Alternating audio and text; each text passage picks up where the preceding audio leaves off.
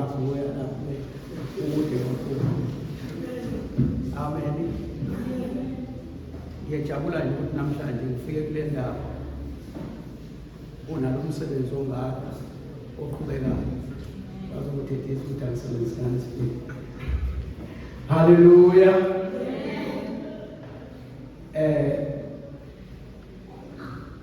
Ngiyambuka ukuthi ukhona umuntu kakhuluma into ungayilaleli kakhulu. Isikhathi efunda wayesho uyoshumayela kodwa ngakuthathile ngento eyokwenzeka. Kwakhona isikhathi la engasibona kwasobani kuyashisekela ukushumayela laphana esesikoleni wangithengela esikhulu isipeki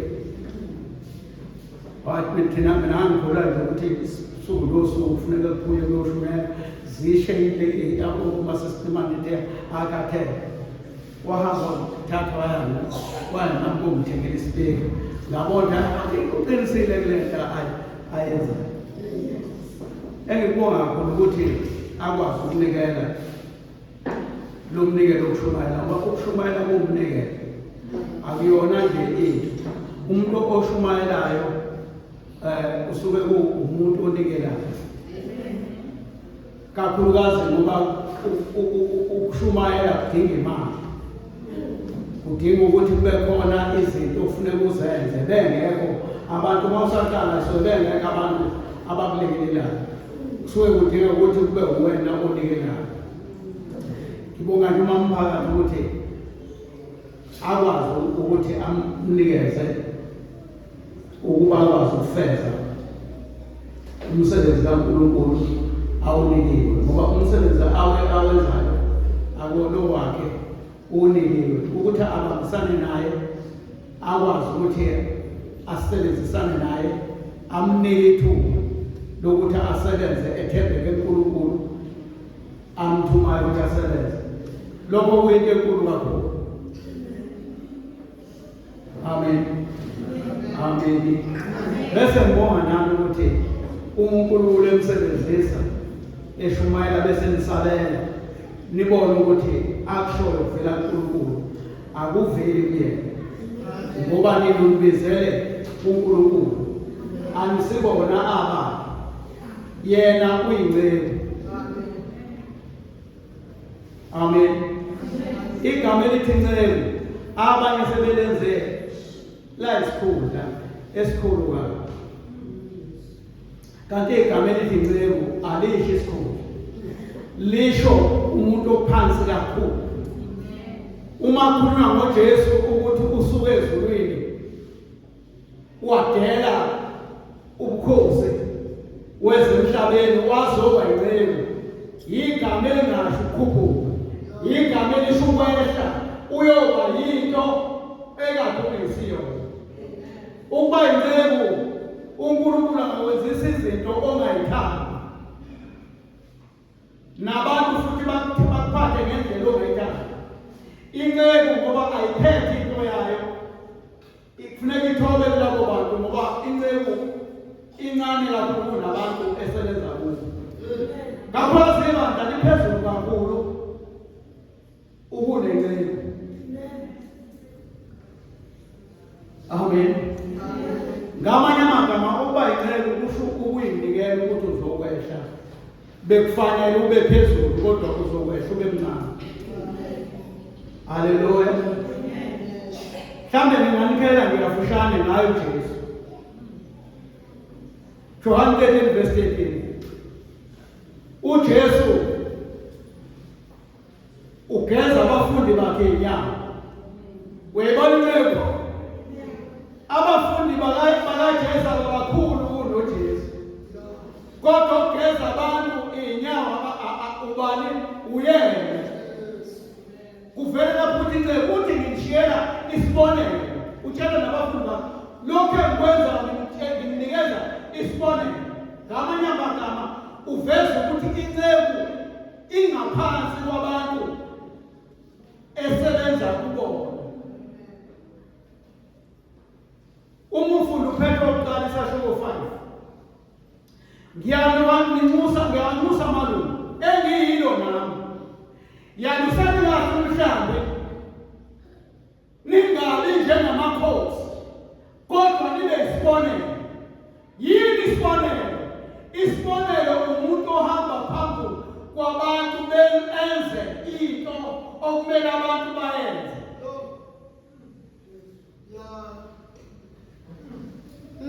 Isibonelo.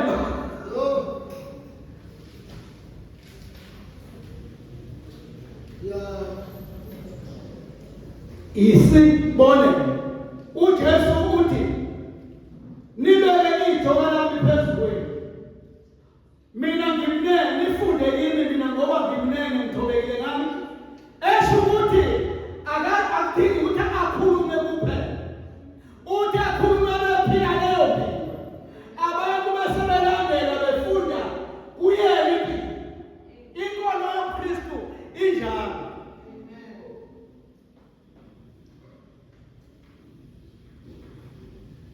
Makungabi khona umuntu odelela ubusha bakho. Kodwa ibasibonelo kwabakholwayo. Uyayizwa lento esibonelo. Abantu balingisa incebo. Yibona balingisa bathemba nami ilingisa uKristu. Kusho bawo. Ukulingisa ukwenza into eyenziwe nomuntu ophambi kwakho. Incela yisho ukuthi hambani niyele isemva kwenu. Incela ithi abantu benze lento abeyenza yona.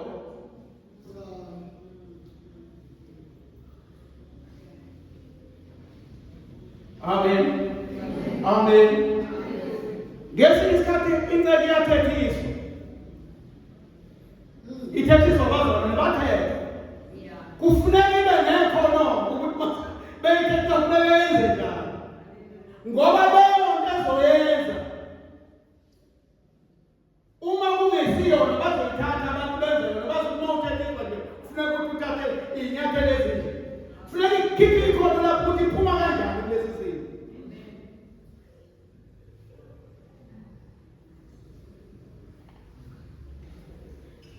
Ukuba incenye.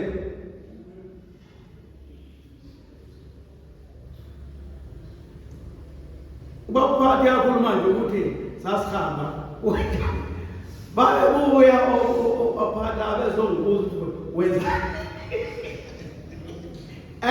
khona into engayibona abuya kakhulu yile wenzani lapho usuvumele sekuvunyelwe into enje ukuthi yenzekela thina siyifuni makuphila impilo enjena. Kuyasikusiza-ke futhi ukwenza kanjalo ukuba nabantu abavumayo yonke into. Usuhlupheka usungumkholo ohluphekayo. Ugcina kuthiwa ibandla selifile kwenzeka kungena yonke into ngoba awunabo abantu abakutshelayo ukuthi into enje akufanele yenzeke ukubana ibandla likaJesu. Amen. Haleluya. Haleluya. Namhlanje ngizokucela nje bazalwane ukuthi ngizokhuluma ngomthetho okumele sihambe ngawo. Ngoba ibandla linomthetho. Linani ibandla? Yazi abantu basesikhululekile emthethweni. Kufuneka sikhulume ukuthi ukhona umthetho osebenzayo. Ngicela nje sifunde eDuteronomy 6. Siqale kuverse 5. Sifunde kuverse 5. Omunye angifundele kuLeviticus 19 angifundele uverse 19. Omunye angifundele Matthew 22 angifundele uverse 37. Ngizokhuluma ngothando kuphela.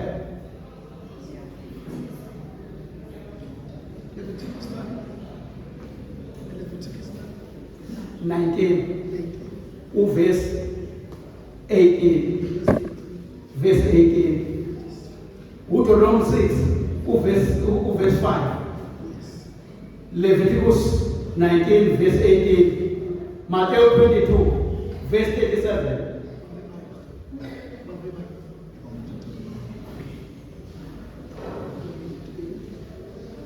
Matthew 22 verse 37. Kufundeka kanje bathandeka enkosini, Deuteronomy chapter 6, second verse 5. Yeah. Wothanda uJehova uNkulunkulu wakho ngayo yonke inhliziyo yakho, nangawo wonke umphefumulo wakho, nangawo onke amandla akho. Amen. Leviticus 19, verse 18.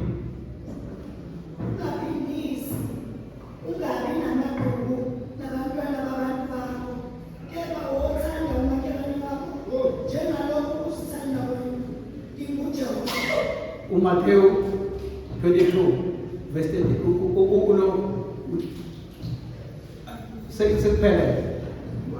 Matthew 22, verse 37.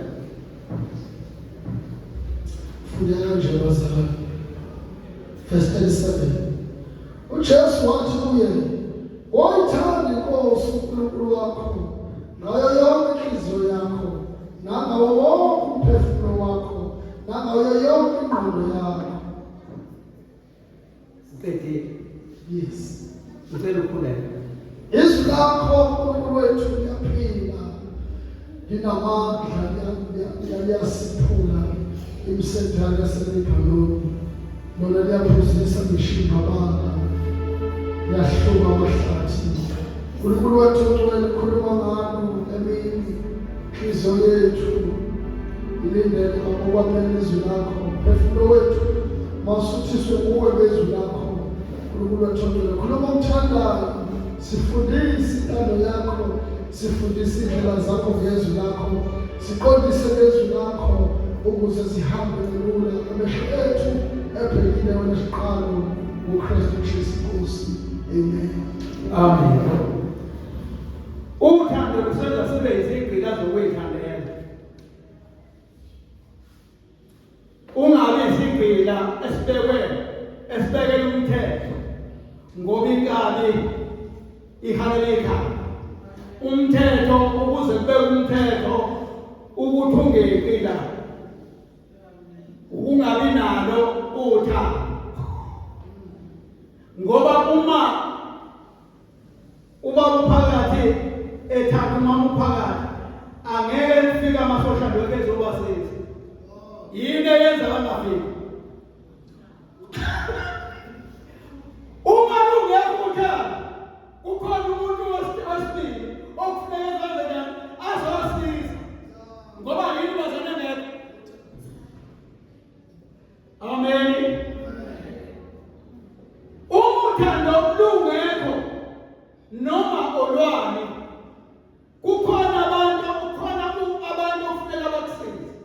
Ngoba uthando njani alukho. uNkulunkulu abantu ukuthi uthando lukaNkulunkulu lwakhe alukho kubantu bakwaShayeli. Wabiza umazwazi uzothatha imthetho. Yini eyenza kuyo umthetho? Abantu bahalela eGibhithe. Umthetho uzosebenza kulabo bantu. Umazisa kangeni la emthethweni. Ungena eDuteronomy 6. Woyithanda inkosi uJehova, ushisekela uNkulunkulu. Yingakho uma ufunda amaHebheru ethi amakhawe okho, ethi Abraham amakhawe okho. Yingoba abantu laba bathanda uNkulunkulu abawudingi umthetho. Umthetho lokhu ukuthi kufike ukuphela komthetho akuqedwanga, akuqalanga kufika uJesu. Phambilini o-Abraham bebehamba ngothando bethanda uNkulunkulu.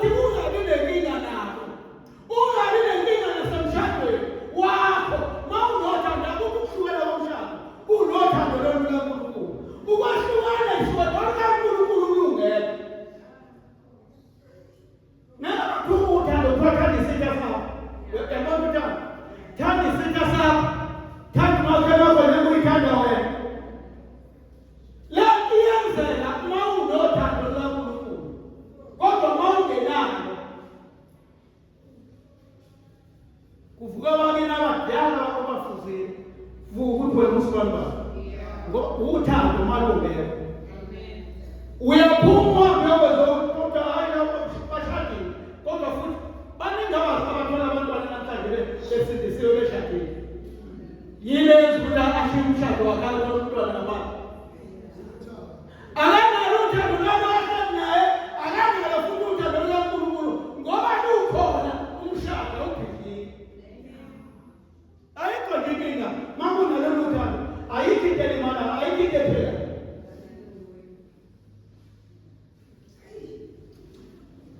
Uthi Paulo ubani ongamhlukanisa nothando lukaKristu na? Engabe ukuhamba uyabona makunothando abashadile kunothando namakunothando inja yikho kufuneka ngoplastic uthando ngaphansi kweplastic liyavuka ngisho namakunothando bayazwelana ngekho sona umuntu ngokuhlupheka unahluphaske nayinto akekho kodwa lento yakho impela ukuthi sihlale silandile sihlale kuhlupheka indawo ayikho babelezela kuhlala plastic liyanetha izulu banethe bathandane uthando alishintshi amenza abantu bashintshe balukhona mangasekho kuyashintsha yonke into iyashintsha njengamandleni kuyashintsha umuthando lunjani lungekho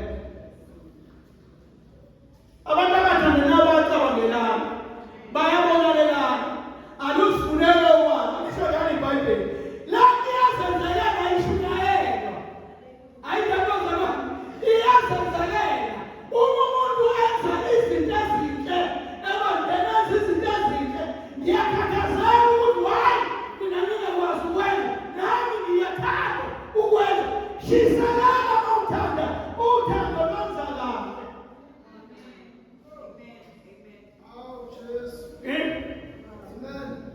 Emabandleni amaningi iyashukela kushukela ngemali kushukela ngokusinikela kushukela ngayo ke iyashukela uma kunothando ayikho ithuba lokunikela bekushukele imali kunothando alukho uzofuna amavesi nje ozebaka nobhama ngilala ngilala singela kayozodokalisha alinya kuyakwenza lelivesi inkinga yokuthi ibandla lihlangene bahlangene kodwa into engekho uthando makunothando ilona lawuphekhela ukwenza okuhle komuntu uthando lawukhona usedrobheni lawukhona ucabanga ngomunye ukuthi ungenzani makunothando alikho into lomnikelo kunothando likhona ngoba uthando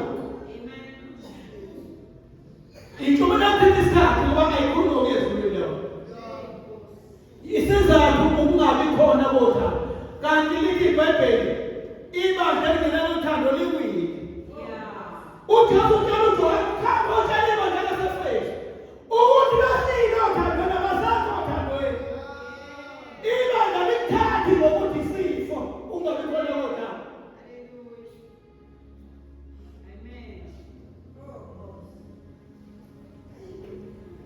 Ungabi khona kwamazalwane kothando.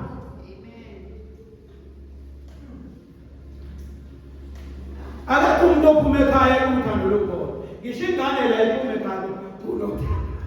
Yabona manje aze ingane oyizalayo ube ikhaya libe nothando. Uyabona abafana abagcwele emgwaqweni bangakanani yinto ebenza baye emgwaqweni manje iyabona ukuthi yini libe uma akangithanda uthanda amantombazane uhleli nawazi ukuthi ingane kufuneka iphathe ngoba bayafana naye wonke intombazane waye eBhayibhelini uthi ngoba phathe unini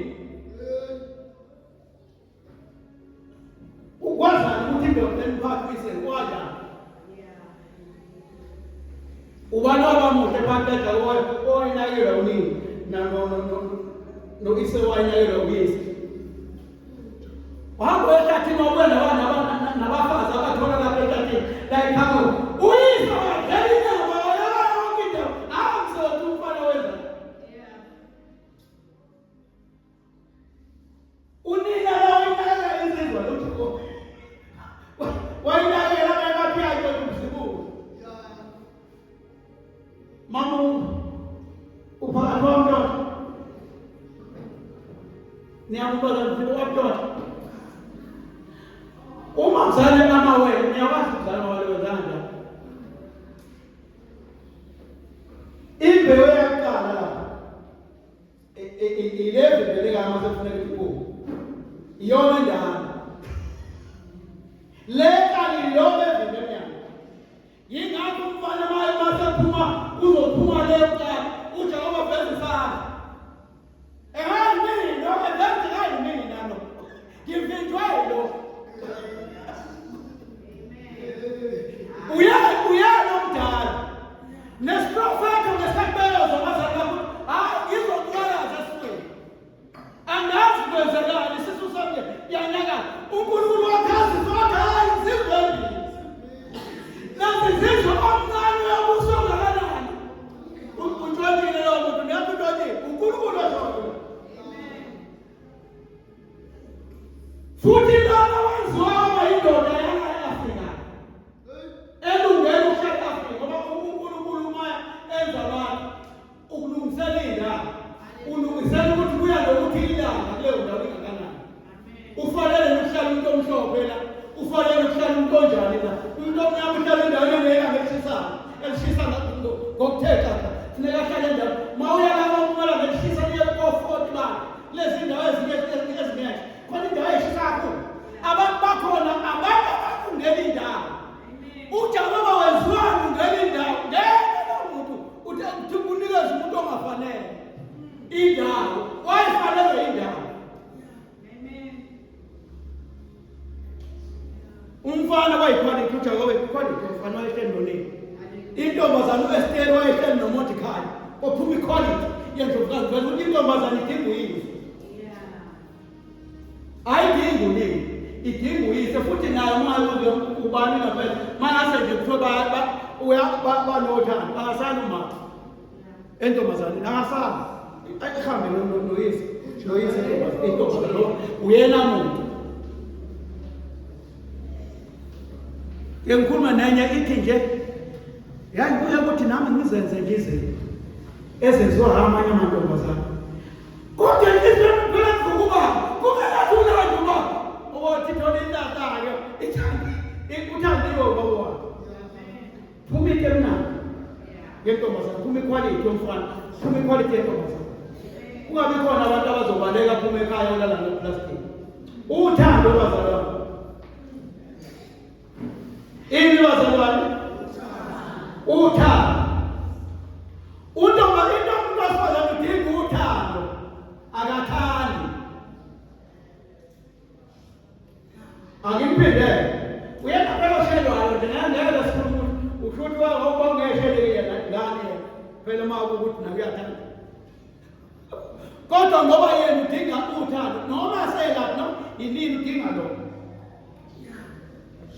lo udinga ukuthothela emele wathothela nje zonke izinto zezi indoda njika yuhlale ongakanani bayithi owesifazane wathi usumbambela ngeyimpondo ngeyaphinda nyakaza indoda ishingane nje yentombazana iphatha kahle yakho indoda icabanga yonke into edrobheni uma iyothenga icabanga leyato bantu kodwa usibantwana ngizomphathela ngoba umuntu wesifazane uNkulunkulu umphile ukuthi emele nje wathoba uyiwinile uyithathile indoda. Amen. Alona bakhona uthando abakhona intobe sizoshayana ngezijana kubangwa lento ufuna intobe yakho lo ufuna uthando lwakho nawo umthandi nawo intobe nawo lezi zinto zombili funeka zisebenze. Mawufuna kube nokuthula ngisho nje abafana kuyingane zamini mawukhombisa ukuthi uyayithanda intombazana leyo ntombazana ikulala leyo ngakufunda muva ngafaka imvubu lapha ekhaya ngoba nganguhlanga.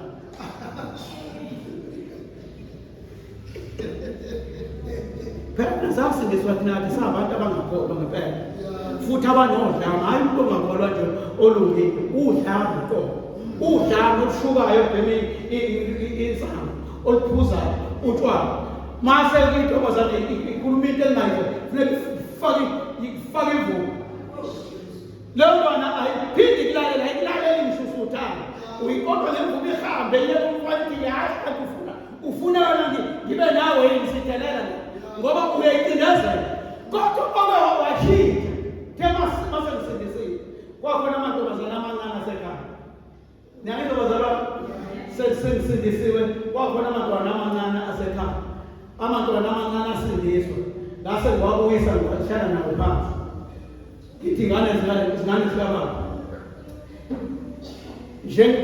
lendlela yokuyiphatha kahle yokuqoqa izinto yenza thina sibe abantu abakhulu ekhaya isenza thina sibe abantu abanakho konke ukuyigcina nje kwakho nje ufana nje wena nefe elikhulukazi phakathi kwaleli khaya athi ngoba sengisho nje kunjalo yazi nje ngibeke nje phakathi kwabafana kwesizwe nje ngiyakutshela ukuthi mina ekhaya mina ngiyintombazane mina ekhaya eyiphethe eyiqoqile eyiphethe kahle ngoba leyo ngayambelelwa khona abantu abanemali yonke kodwa amantombazane abo aphunyukile esandleni alele ndondo ikhona imali kodwa mangawe wena uthola intombazane yakhe ihleli iqoqile ayiwe bayindoda uba yindoda futhi uba umuntu ohloniphekayo uhlonishwa ungenalutho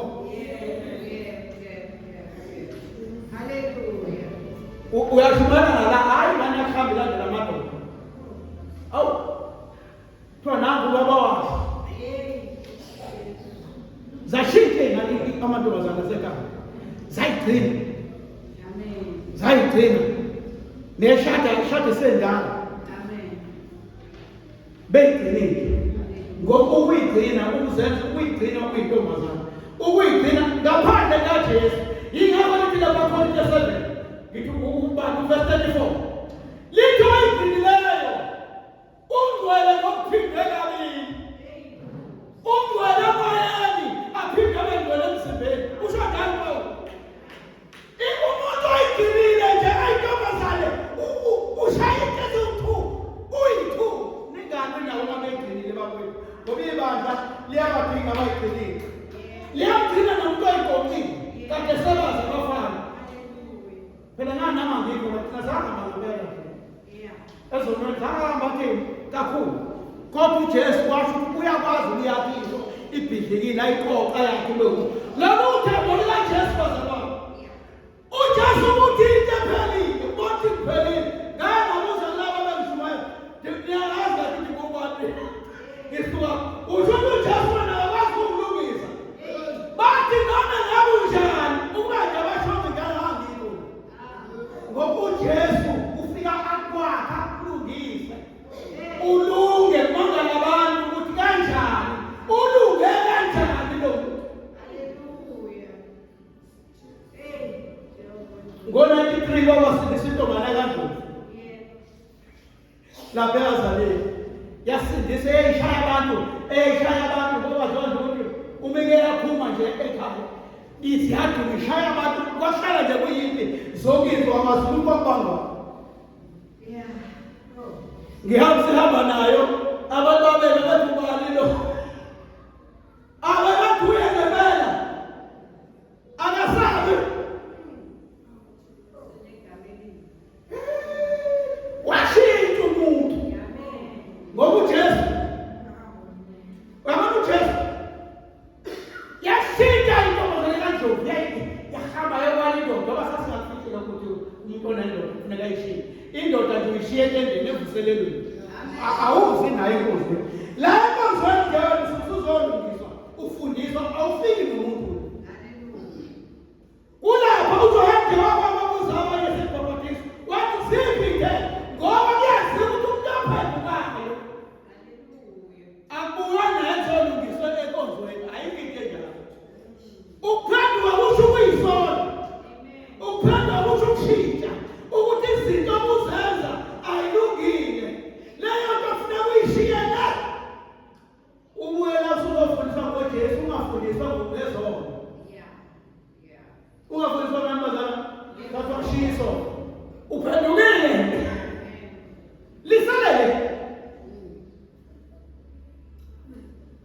lisele pisona izinto ekade uzenza uphila ngazo zisebenze lana uzothola uthisha ozofundisa nonje ukuhamba nenze sizwe zonke abafundi nibabhabhatise. Uma senibabhabhatisile niqala ukubafundisa konke ukuba umuntu lo asaye into oyitshela ngokuthi akashiye ini. Yingakho uJehova thina siyakulonkisile lokhu okuvamileyo. Izinto ezaziwa abantu umuntu owenza u-1 no-2 akulona ingoma. Usho ukuthi uzoyenza ngake engozweni uyaziwa ukuthi uma wenza u-1 no-2 no-3 labo 1 no-3 akubona nje abasengozweni awulona kusho abantu abangakholwa entshele usuyekile. Hayi ngeke ngeke uthi naye athi awuyayifonela nami-ke awukho umehluko phakathi kwami nawe. Zisalale evuselelweni.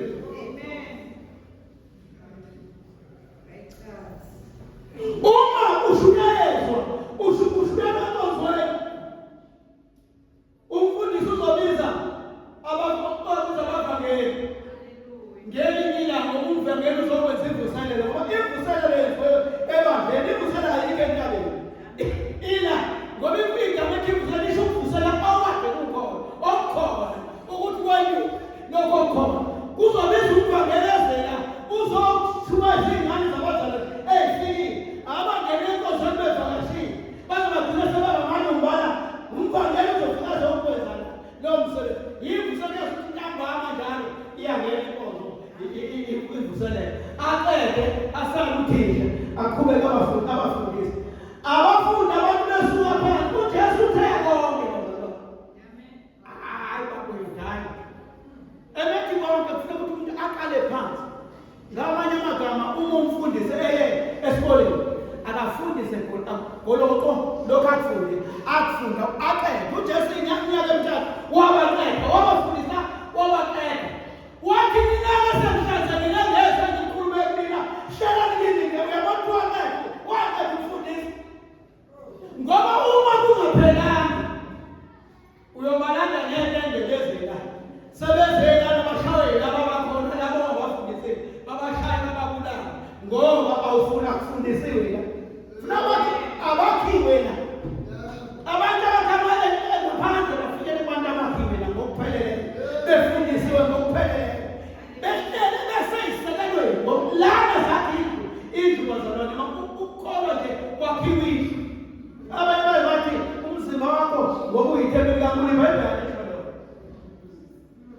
uma lithi ithempeli likaNkulunkulu lisho ibanga. Lisho ibanga. Uphetha sefuna ukuchaza ukuthi ilungu ngalinye lebandla liyini limele ini. Uthi nakhiwa libe ngamatshe aphila.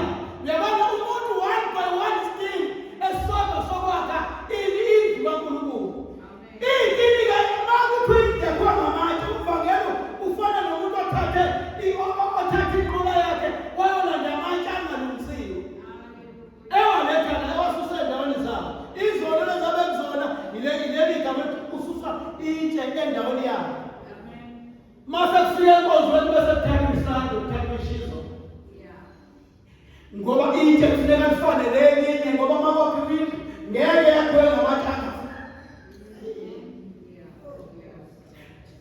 ungayakha nini ngabatshana fana uthatha linje kuba linjalo uzoza kululeka. uJesu ubabona kwabathiwa yitshe lekhulu ngamanye amagama intambo lofushilana uJesu lapha usuka lapha uJesu kumele ikhulu akufuneka khona itshe la ezophikisana nekhulu funeka yonke intambo ithule intambo ukwakhiwa kwebaba.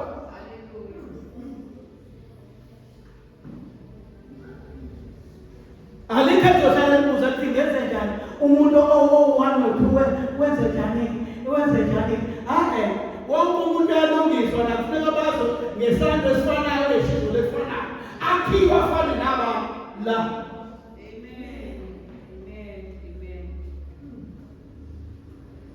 Sibe izingila zokuzithandela.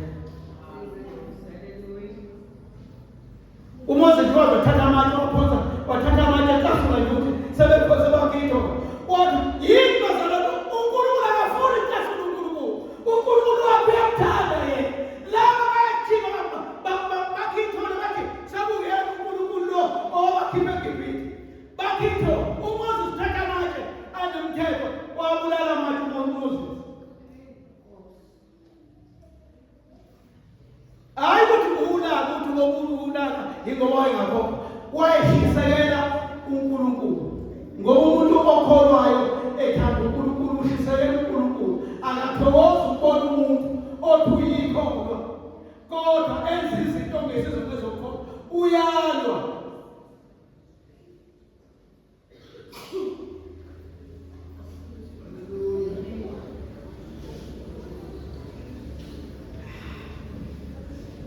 Kwenze njani umuntu? Uyalwa ukuthi hayi ayaziwa le nto. Amen.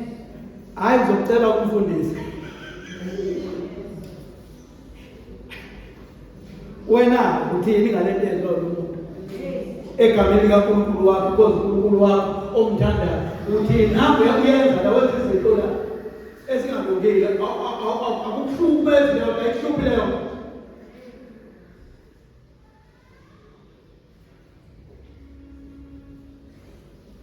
Kwathi umuntu usemithisi lapha kuthina kwathi usemithisi namantombazana alalana ngithelelwa intombazana esigibele ngiye edrobheni ithi indaba yenze izinto efile ngoba khona iy'ngane zimithi manje ufike netende wafika nje wonke amantombazane lawa asetende aphendukile uthi esephendukile umuntu abuye yena futhi amshayelala yena amzalise iy'ngane.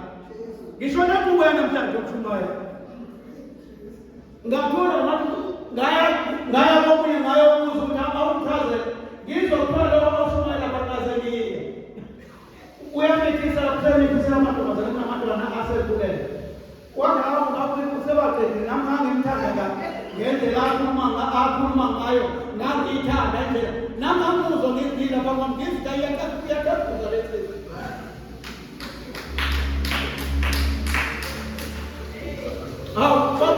Uzozwa njani-ke ngoba manje isonto lakhe banapha isonto abamfete ekhaya ukuphi ekhaya wathiwa nasekhaya wenza yona lento ibandla lakhe liyamnuma wathi uzoqalela umsebenzi wakhe. Kusho ukuthi ngeke ngumeke ngeke khathe ezidelo awathetha oyimina uphuma uzothula yimina-ke lo kanti unebandla lakhe ngizonquma-ke yona ento.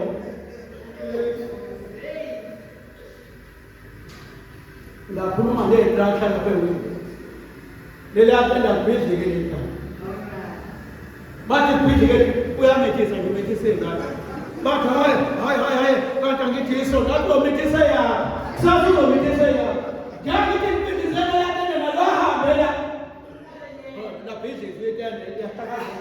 Eba amadumbu sawathatha safake endaweni ngey'ndawo ayisebenze ndabuthi unebandla akusebenzi kanjani.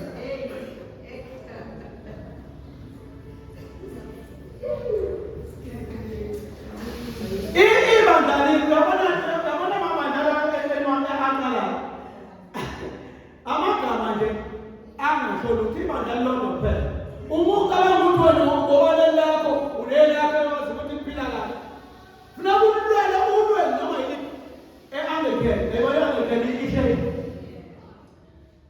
ngangisebenza esontweni laphana kulo e-Anglican lahlala khona befundisi abadala abathatha ibeshini ngahamba-ke kuyiholi ngikhuluma ngokuthi ukulwela inkomo ukulwela ukuthi ungacasela indaba yasheshi usheshi ubani kwathiwa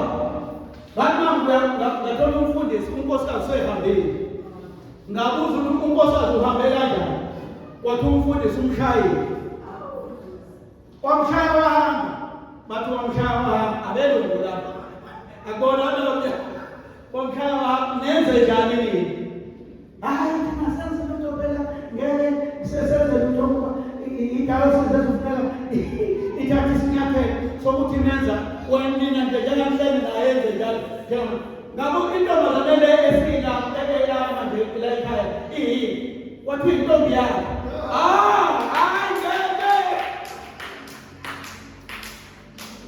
kwathiwa manje uthola ngathi akusukulwe kwathiwa hayi mangizokwazi ukufaka isimangalo ngizosifaka akasifaki isimangalo hamba lapha banamaloya maloya hamba uyofunga impela njengosuke usenkantolo hamba ngayo ubhale statement sami ngaqeda kwathoyicala lizokuzofika lapha ngenyanga eziwu-3 kwathoyicala khona funa lapha enkantolo bishop kuyile sifunda wesikhulu walaba basenatali uyile kuzoba khona nami kube khona ngizomela le nkulumo ngafika kwathokoza phambili manje kuzochaza ngachaza babheka bathi akuyahlangana nestatement asenze iyahlangana nestatement asenzile kwafika unkosikazi owashayisela ngeni iy'tatimende zahlangana kwakhomba ukuthi shayisele kamlahla icala wanquna wangikhomba athi ngizokubulala angihlelanga kanje ngoba into engizobulala yinto ephethacile ngeke angibulawele indaba yethu asehlathini ngenze into efanele eziwa amakhono kufuneka alwe akhathazela ukuthi umfundisi othi yabo sengene uhulumeni ngenxa yababantu ibandla liyamyeka inkinga yabo nje manje sengizohamba ngingenela uhulumeni la emabaleni ezobheka ukuthi uyisima kanjani ufanelwe ukuba nebandla ukhamka uvela yonke leyo mbuzo engeke ibuze kuba abantu bayasukuma uma kwenzeka izinto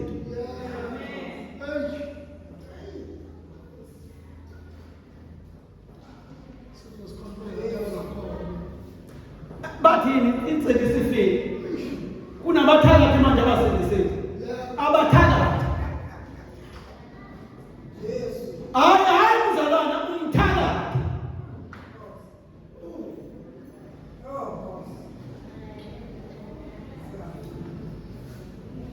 yini eyenza ukuthi benabathakathi abazalwana bayabaleka ukuthi andoni badlala ukuhlukana lokhu kukhonza uthi ngikhonzana akwenzi ngabe badlala lakho kulibala ibandla lakho iba yikhawu iba nesibindi inkolo yamkristu inesibindi ayidingi lithi ibandla thina samukele sibamba umoya wamagwala sinothando kodwa sinesibindi mase kufuneka kusukele uNkulunkulu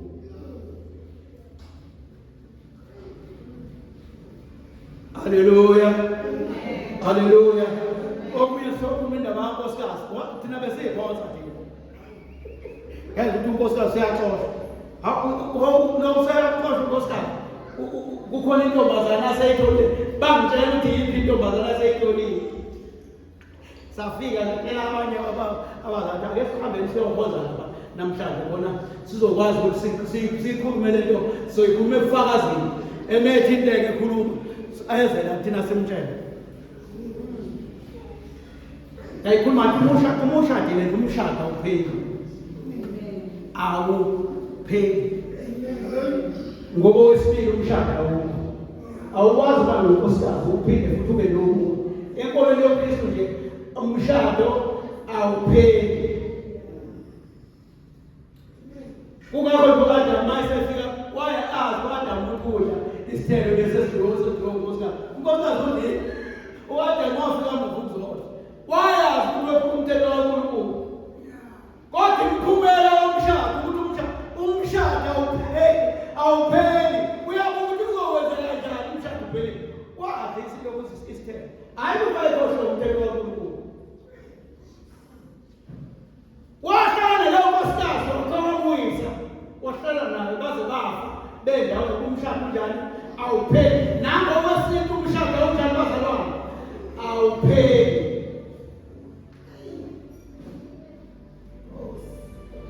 ngoba sinethatha ubaba ukuyisa inkomo malokhu ubanje unkosikazi kuyisa inkomo zogeza umuzi ngoba umshado awungabalana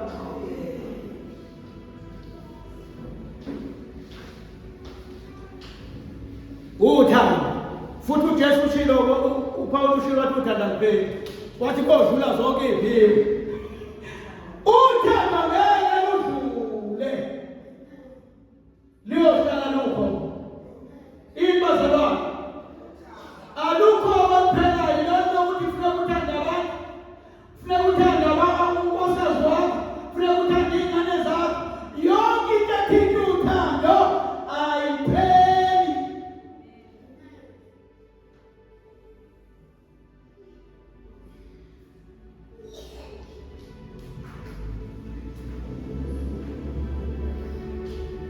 Ngibongile bazalwane, angena umuntu onamazwi amaningi ngoba akushuka kuvangelwa bekufaka yafanele ngoba ngithini sokola kusimpela bawela evangeli ethi siyasokola kodwa sibese ngishilo ukuthi nje izinto zonke ezithinta indaba yesono ziphele endlini lana sizasesoba abafundi ngoba ngeke kwazi ukuqala isifundiso usekhona izinto uqapha izinto zomngane yini athi nganika amaphalishi ngoba lokhu uthi isolo ethi amaphalishi lawo ngoba kuyingane funeka ushiye yeke into ethile umlilo lo uyashisa lezi kuyeka la ubuya lana sizokhuluma manje sesizokhuluma lapho sikhuluma uthando olwenza isolo thina singasenzi sikhuluma ukuthi uNkulunkulu wethu esimkhonzayo siyamthanda mawuthi isolo sinzima kunzima ukusiyeka uqondisa ukuthi awuthandi uNkulunkulu ngoba awukho nzima ukuyeka isono umuthanda uNkulunkulu uthanda ngendlela yakhe yabona mawusukhuluma intombazane yami ifuna abafana ifuna abafana amancane kakhulu ngoba sayawuthanda indawo ayithandeka uphuma kuwe ubhekile uthi hayi usibona kaphela ila akungenzela asaya yini umuntu entwana ayithanda unophondo bonke bokuphunyuka unendlela zonke zokuhamba ayelaye thanda khona nalankulunkulu sebenzela amaphondo onke lama lezitayela zonke lama ngwethu ukuthi ungasukungole uNkulunkulu sebenzisa zonke indlela zakho ezisho ukuthi uNkulunkulu okholwa uyena uyamthanda awukade problem tusibona bakade problem uyashintsha abe into ethile unamakhono bathi emakhoneni akayena lo uNkulunkulu ongamthanda akekho umuntu ongakhonza amakhosi amabili futhi enze intando yawo omabili ngeke ukwazi ukwenzela wenza intando yaleyo nkosi oyithandayo ngesikhathi ungamthanda uNkulunkulu wenza izinto eziphamene noNkulunkulu kunothile owenza izinto ayithanda lo balekeke yabalekele ndawo mayithanda mawuphuma umuntu nanga usibona uyabaleka khona hamba ulandela umuntu lomphilela leyo ndawo ezobekwa ile ndawo ayithanda ngeke ubaleke othandwe ngeke usuke othandwe usuke othandwe kuye endaweni ongayithanda ngeke usuke othandwe endaweni ongayifuni usuke okunalokho usuke la ungathanda wakhona uzothandwe mawuse uNkulunkulu uzothandwe ongathandiya kamazi uNkulunkulu ngoba uNkulunkulu yini